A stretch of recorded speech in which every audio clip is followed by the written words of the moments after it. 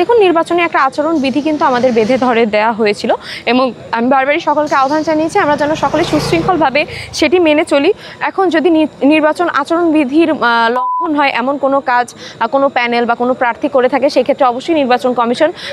তার রাইট আছে, সে যেন তার যথাযথ ব্যবস্থা নেয় এবং আমার মনে হয় নির্বাচন কমিশন তার এখতিয়ার অনুযায়ী ব্যবস্থা নিচ্ছে। এবং আমরা আশা রাখি যে সামনে যে কোনো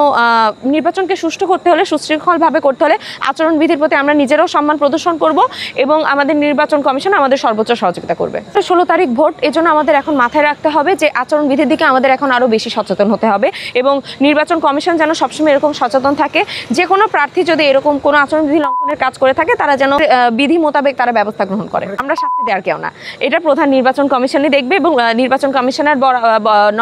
কমিশনের আচরণ বিধি লঙ্ঘন হলে কি ধরনের শাস্তি নেবে এটা তো কোথাও উল্লেখ করা নেই, সেটা তাদের ব্যাপার, তারা এই ব্যাপারে যে ব্যবস্থা নেবে আমরা প্রার্থীরা অবশ্যই তাদের দিকেই সমস্ত দায়িত্ব অর্পণ করেছি। কিছুক্ষণ আগে জানতে পেরেছি যে সম্মিলিত শিক্ষার্থী জোট প্রজেকশন মিটিংয়ের নামে, প্রজেকশন মিটিংয়ের আড়ালে যেভাবে হলে হলে খাবার বিতরণ করছে, সেটা যদি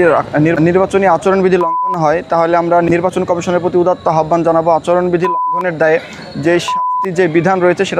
সেটা যেন প্রয়োগ হয়, আমরা সেটার বাস্তবায়ন দেখতে চাই। রাজশাহী বিশ্ববিদ্যালয়ের সাধারণ শিক্ষার্থী সহ রাজশাহী বিশ্ববিদ্যালয়ের স্বতন্ত্র প্যানেল এবং অন্যান্য প্যানেলের প্রার্থীরা কিন্তু এটা নিয়ে ইতিমধ্যে অভিযোগ করেছে হলে হলে সম্মিলিত শিক্ষার্থী জোট প্যানেল ইতিমধ্যে খাবার বিতরণ করছে, তারা শিক্ষার্থীদের আকৃষ্ট করার বিভিন্ন ধরনের মাধ্যম খুঁজে বের করছে।